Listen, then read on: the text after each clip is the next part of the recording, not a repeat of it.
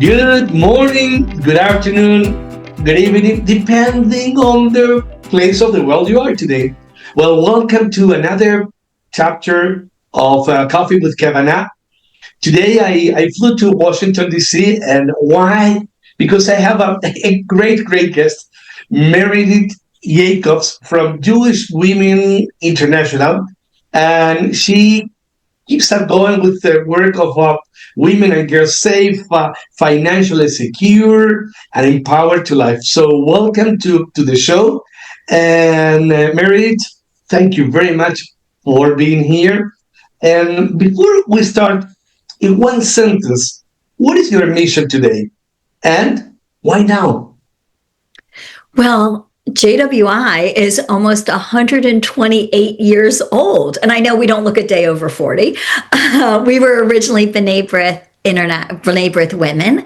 And our work was always on the forefront of issues affecting women and girls. And right now what we say is that we work with a mission to end violence and inequity so that all women and girls can thrive. We want women to be able to walk through the world with safety, with access to economic security, and with women leaders to lift and mentor them on their journey.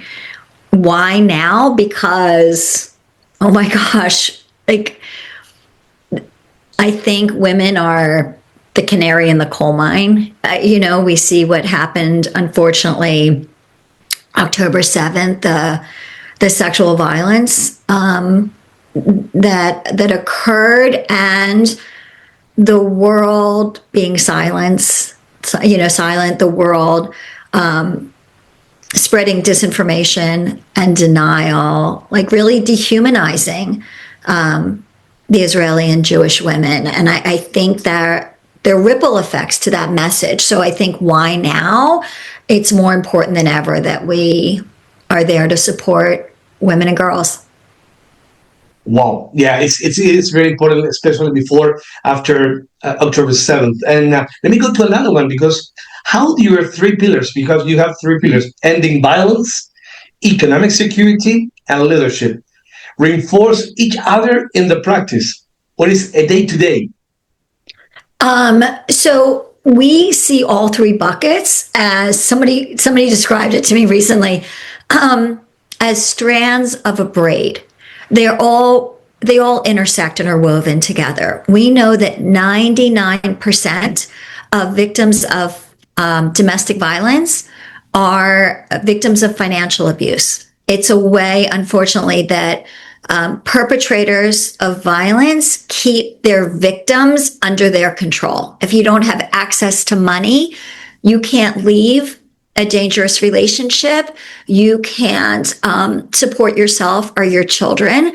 So we have workshops called Life Savings that we actually train the staff of domestic violence shelters across the country. Last year, we trained 1,000 staff members of domestic violence shelters to then teach our curriculum to the survivors in their care. By the way, those are women. Those aren't just Jewish women. They're all women who are seeking safety in the shelters.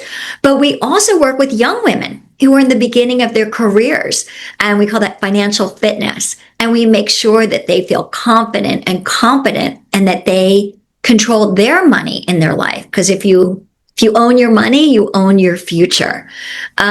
When it comes to domestic violence, we again look to prevention. So we work with young people on college campuses or just beginning their dating relationships to make sure they understand what is healthy and what isn't, and what are the red flags. How do we support one another if we see that somebody might be in a dangerous or a toxic relationship? And then finally, to see that women can be leaders at every level is critically important, because when a woman leads, we're going to make sure that there are laws and policies and procedures that are going to lift not just women, but all people. And so we need women to know that they are supported, that they have a community that believes in them. I like to say there's a little like an Instagram. I don't know if it's a GIF or a meme or whatever. I'm too old to know that stuff. But it's a little drawing of of a stick figure of a woman in a box, and she reaches down and lifts up another woman into the box with her. And when the two women are in the box, the second woman pushes the first one up through the top, and it just continues. And I love that image. And to me, what I like to say is that we need to lift as we rise. So that's the work we do. That's a great message. That's a great message. Let me go to how do you show up? How do you go to the synagogues? You go to the campuses. You go to shelters. What's the difference between each arena? Because should be some difference between a synagogue or going to a shelter. Right. We do have different programs. So we have our clergy task force. And those are rabbis of all denominations who work with us. Let me go back a little bit. In 2021, during COVID, we saw that there was an uptick of domestic violence. And we know because whenever there are added pressures, violence ramps up. That's just what happens. And so we did a survey of Jewish survivors and also the staff of Jewish domestic violence agencies to kind of see where were their needs, where did they need help. And some of the things were what any survivor would experience. It was access to affordable housing, to economic security, to legal support.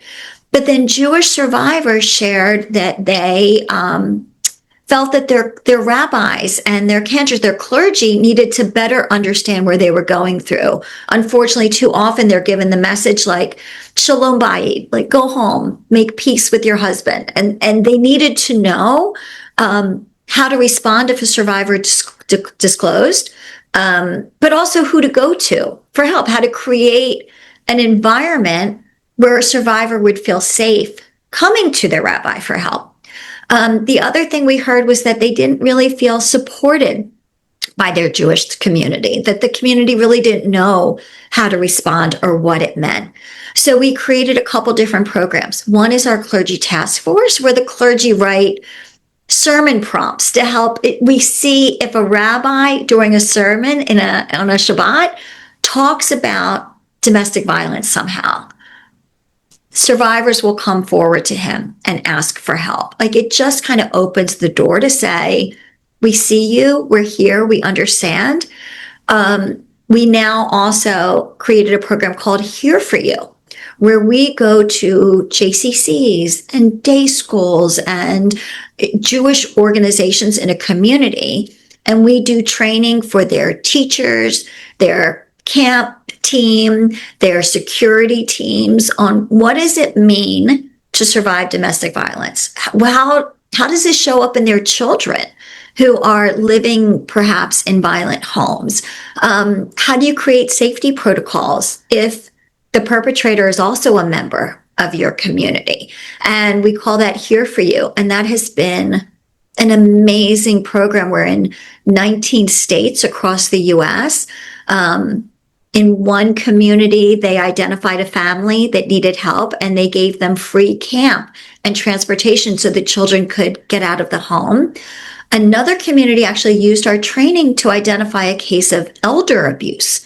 And they understood like what trauma-informed learning was. And they said, we think this person needs help. And they were able to help them. So it's really remarkable, the work we do. And then we're on college campuses working with the fraternities and sororities. And it's a very positive, very healthy relationship focus. How are you supportive? What does consent look like? How are you a healthy, positive, supportive partner? And that's the way that we call in both young men and young women on college campuses. To train the leaders to spot red flags and respond safely to all this, it's a red flag, I need to go there. Because, you can be in a service, and the rabbi will talk about violence, people will go after him and say, yeah, I have a problem. But then you need to train these people, which I can call leaders. How do you work with that program?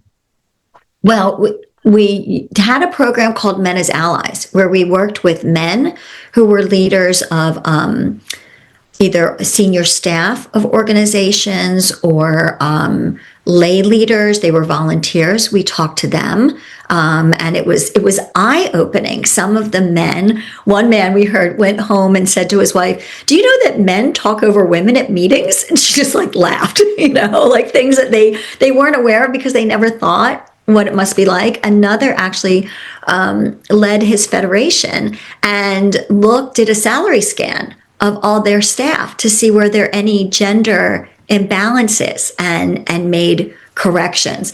But when we go in for our Here For You training and we talk to the community, our staff will just talk about domestic violence, what it's like, how does it happen? How are the little emotional messages that gradually, like a frog in boiling water, it slowly gets hotter and hotter and hotter. Yes.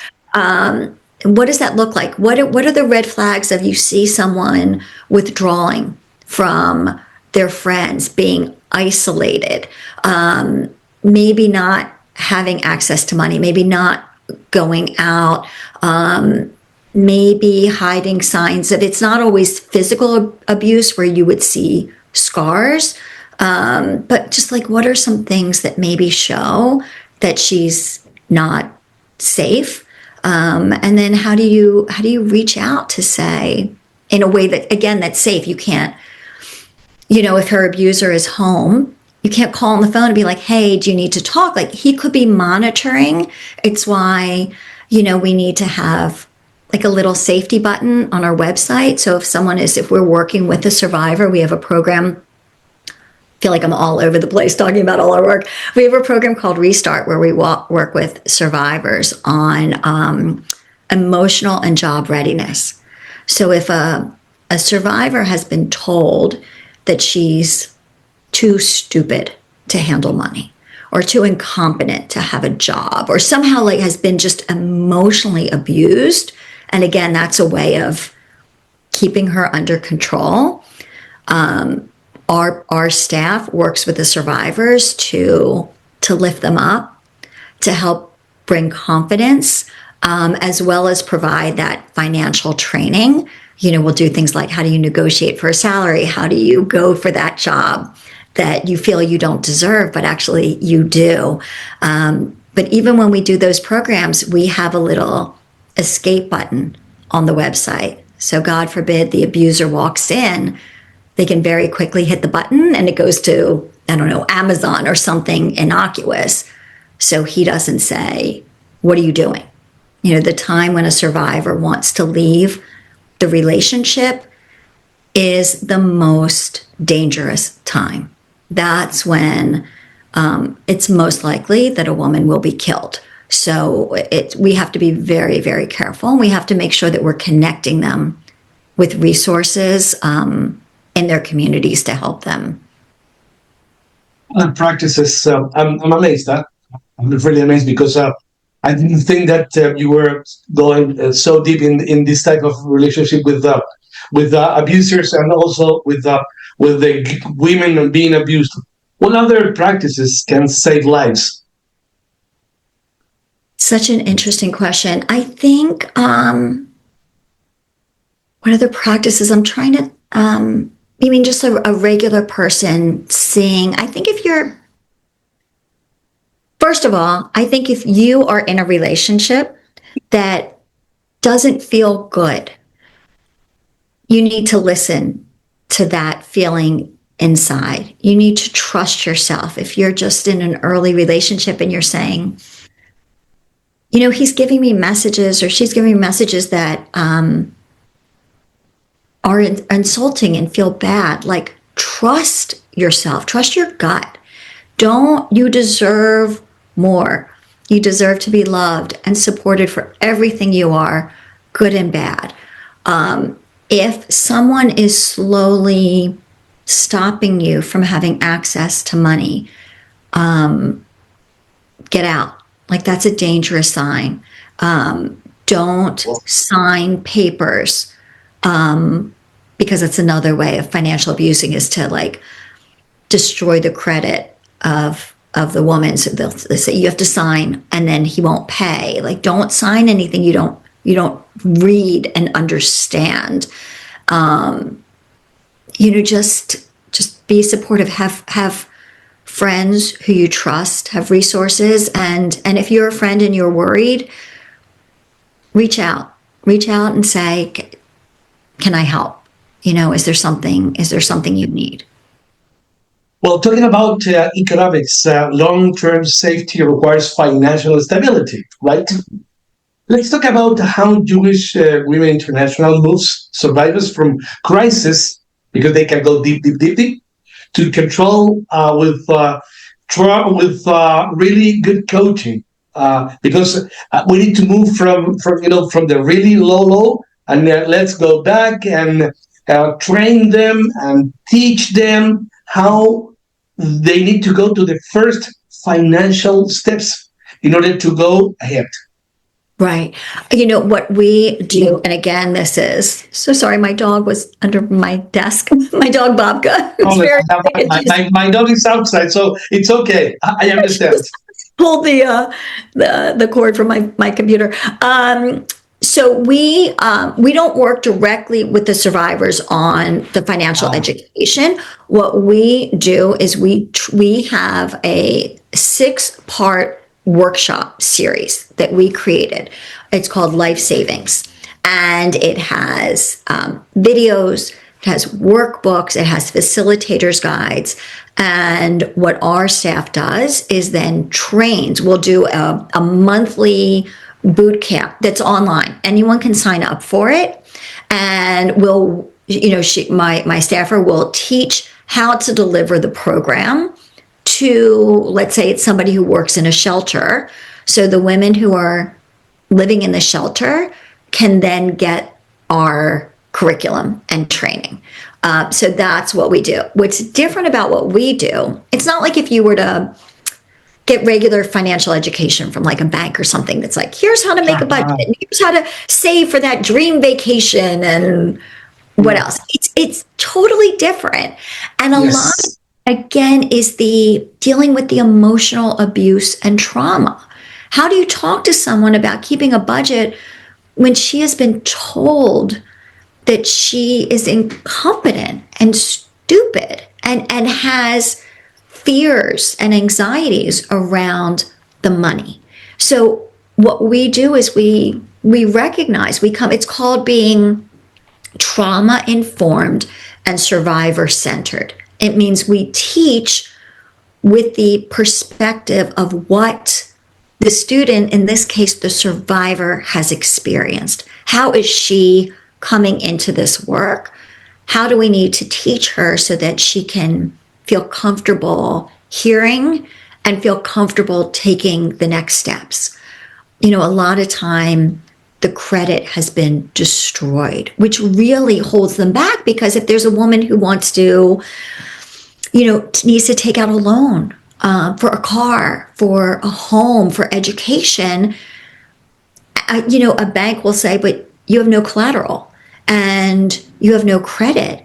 And maybe she hasn't had a job because her abuser either hasn't let her leave the home and have a job, or he's interfered with her workplace so that she was fired. So it's like, how do you break that cycle?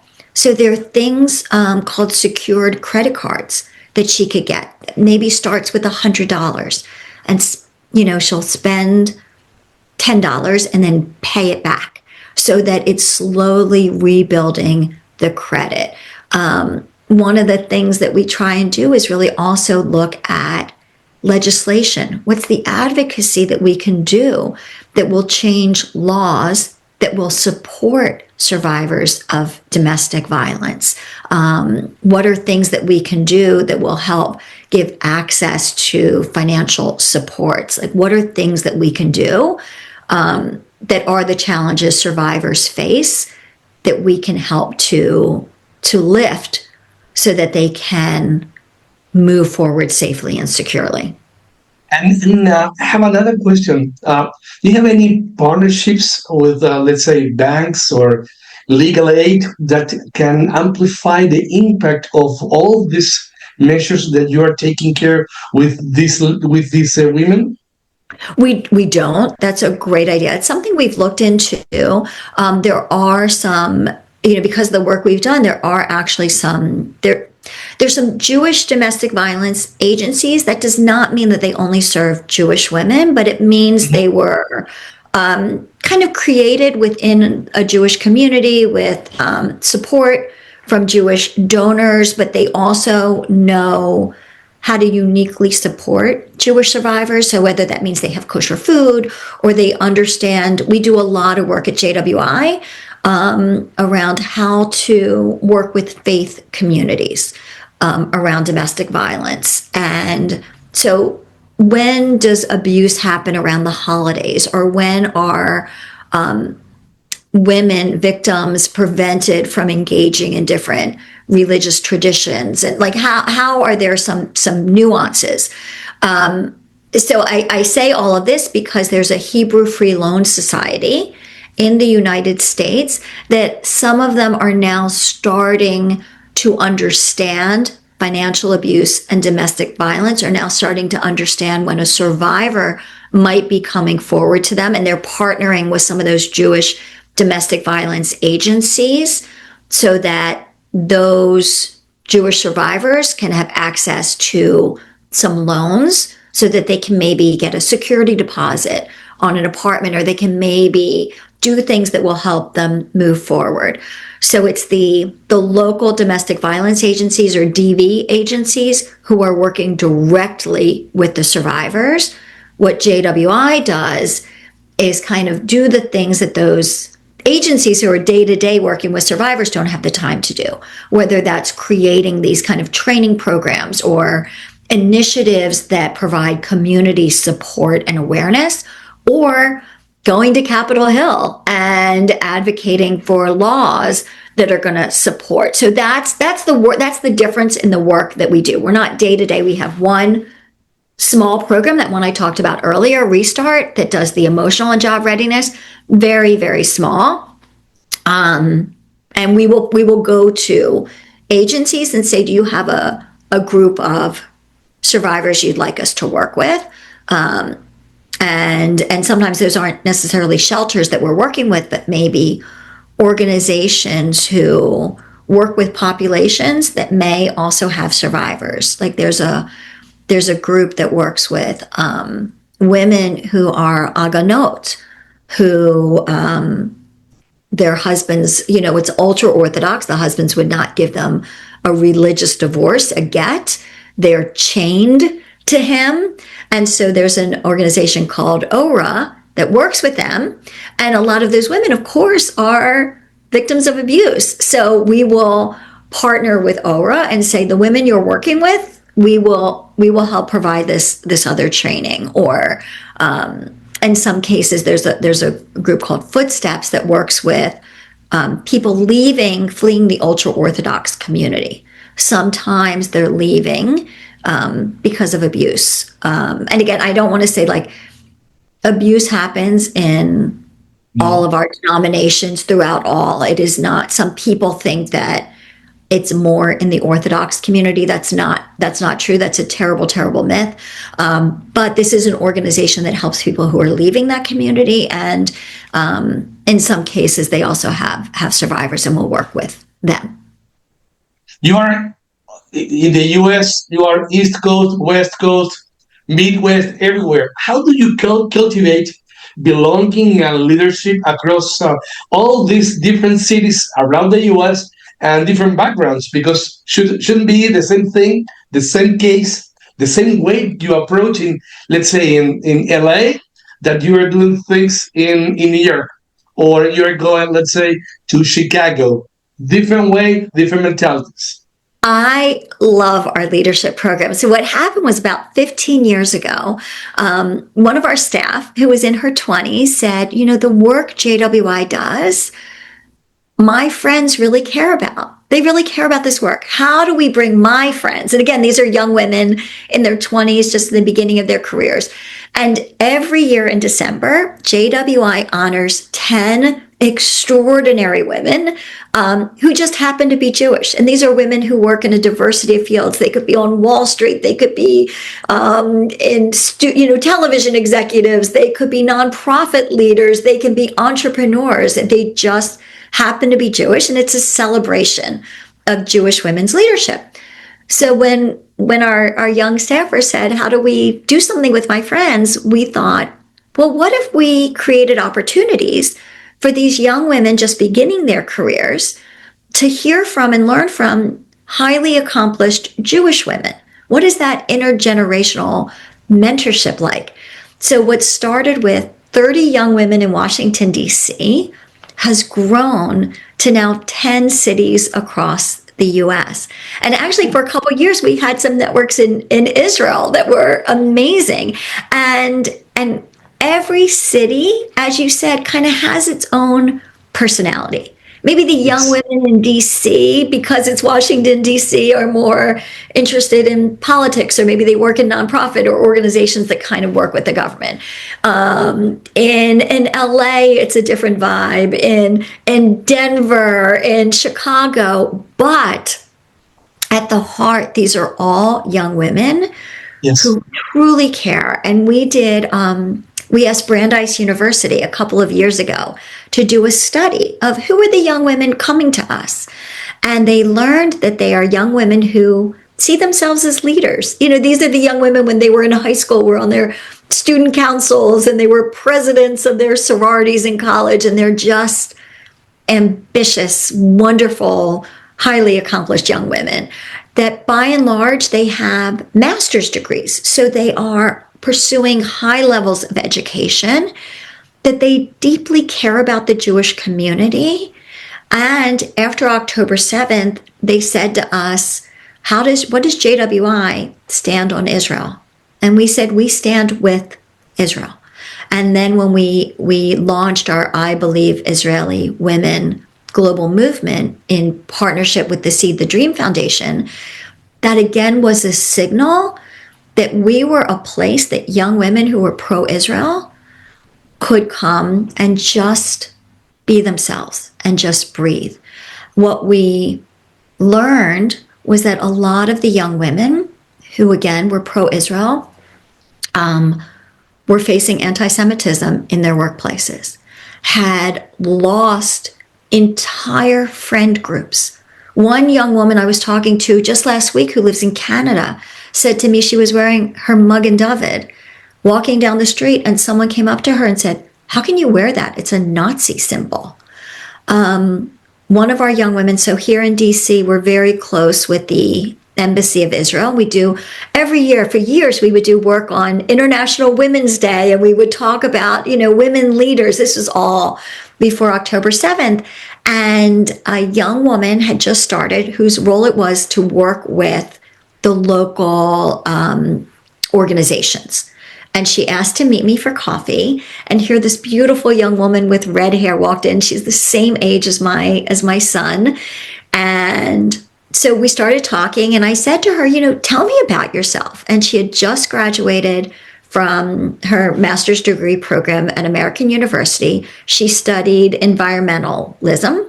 And when she took her job with the embassy, all of her friends abandoned her. And I said to her, you should check out our network in DC. It's a great group of young women. You can make friends. So that young woman was Sarah Milgram, who was the young staffer at the embassy who was murdered earlier this year with her fiance. Yes. And she was one of our young leaders. And every time I remember I talked to our young women from around the world, around the country, even if they didn't know Sarah, they said, it could have been me. It could have been one of my friends. Every time I see someone from the embassy, they say to me, you have no idea what JWI meant to Sarah. You were her friend when she needed a friend, and a community when she needed a community. And to know that in this moment, regardless if you're in LA or Denver or Chicago or Seattle or DC or New York or Boston, JWI is that home and community for young Jewish women who are, for the probably the first time in their lives, facing such hate. And it's just a place where they can just be and learn and feel empowered and supported. And that makes me so proud that that's something we do. Wow. So from that, if I need to give some ads here, if a young professional, if a young professional is listening today, what's the first step to get involved? Oh my gosh. First of all, you can always reach out to me directly. It's mjacobs@jwi.org. I love hearing from the young women. But go to our website. It's www.jwi.org/YWIN for Young Women's Impact Network. That'll take you directly to the page, and just sign up to get emails. And you'll get emails. Here's what's going on. You don't have to be a member. Just show up. If there isn't a network in your city, reach out to me or to our team. It's all on the website, and we will help you create something in your community. So it's very easy to get involved. It's very low. You don't have to donate money. You don't have to, nothing. Just come be with us.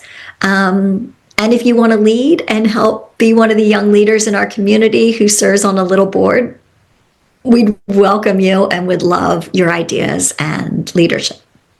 Excellent. Excellent. So girls, you need to write, or you need to go into their website, and you are there. Let me talk about advocacy and public voice. It is very important. How do you balance your services with advocacy without diluting other people? I'm not sure what you're asking. You are doing a lot of things about advocacy with the legal, with that kind of type of projects. How do you approach, the government? How do you approach the communities, the non-Jewish communities, about all the services you're doing? There's a lot of things that you're doing, but people should know, non-Jewish should know what you guys are doing. Yeah, a lot of the work we do, especially our advocacy work on Capitol Hill, supports all women, all survivors. Our life savings education series for all survivors. We also very proudly are members of major coalitions of organizations who do this work in the mainstream movement. We are very, very proud, especially now as a Jewish organization, that we have a seat at those tables and that we are there doing the work that supports the field. So that can mean we all work together when the, it's called VAWA, the Violence Against Women Act, comes up for renewal every couple of years. We work together. JWI convenes an interfaith coalition. These are representatives of 40 different faith groups, similar to JWI, but represent, the Catholic community, the Baha'i community, the Muslim community. We all come together to work on International Violence Against Women Act. We all support one another. I remember after October 7th, I started having, by Zoom, Shabbat candle lighting, that I just said, let's just get together in this moment and light candles together. There was one of our colleagues who's with a Catholic organization who logged on every Friday night to be with us, to stand in support. And that's why I feel like our work with all communities is so important, because that's how you form friends and allies, and just, we can't be so isolated. And I worry that that's what's happening right now. We're pulling in out of fear. And I get that. And we need to be there for each other, but we need to continue to have seats at global tables. It's something part of the work we did with I Believe Israeli Women, and that was responding to, it's called conflict-related sexual violence, or CRSV, and it's basically like rape in war. And JWI commissioned a study that's also on our website around the use of social media. How is social media weaponized to spread disinformation and denial, to get to the point where people either said it didn't happen or you deserved it. And that's the way, like the manipulation of the messages online, that people didn't believe their own eyes when the videos and things were like live streamed from October 7th. They were like, it's fake, or Israel deserved it. And so we did a study, but very intentionally looked at 5 different conflict zones. How was social media used against the Yazidi women? What happened in Sudan? What's happening in Ukraine? What are other communities as well as Israel doing? And then we presented a panel. The UN every year, their largest gathering of the year is CSW, Commission on the Status of Women. It's when women's organizations from around the world come together in New York for weeks of meetings and workshops and sessions. And we had a panel, JWI had a panel, where we sat with someone who represented the Yazidi women, who represented Ukrainian women, the woman, the author of our report, Meryl Frank, who is the former ambassador, U.S. ambassador to the UN Commission on the Status of Women, and an expert in disinformation. And our room was standing room only. And we had people there from Nigeria, from like all different conflict zones around the world, who came up to me afterwards and said, we never thought about how we're all experiencing the same thing when it comes to social media. Can you pull us all together? Can we do something together? And so because of that, JWI launched an international task force. It's very informal. We have groups from France, from Iraq, from I'm not even thinking, but groups from around the world, and we're all coming together. And I remember we work very closely with the women of the Dina Project in Israel, who produced that recent, like, groundbreaking report and are doing such important work on how the UN should hold perpetrators of CRSV accountable. And one came up to me and she said, Meredith, I feel like your heart heard my heart. And for the first time, we felt recognized and acknowledged, not just by other Jews or Israeli, but other people from around the world who said, yes, this happened, and you're part of our group. To me, that's historic justice for the women of Israel. Wow. I mean, that's the message. You know, time is flying, and we have had a really wonderful conversation today. I mean, we went from abuse at home, then we now we are talking about what you guys are doing international, and how you gather together. I mean, there's a lot of things. We talk about the bookstore, about the shelters. There are many things that we have covered. Now, also, we have the information where if someone is, it's going to work with you guys as a volunteer, they have your email address. So, I mean, we have covered everything. It's amazing. So, Meredith, thank you very much. Thanks to everyone at the Jewish Women International for turning compassion into strategy. And this is important. And guys, if this conversation moved on, take one step today. Learn, volunteer, or donate, because it's also important to have the funds in order to move ahead. Or help find a shelter, or a library, or all those places together. So again, thank you very much, Meredith, for coming to One Coffee with Kavanah. And guys, see you in my next Coffee with Kavanah with such a nice and important things that we guys are doing all around the world. Again, thank you very much.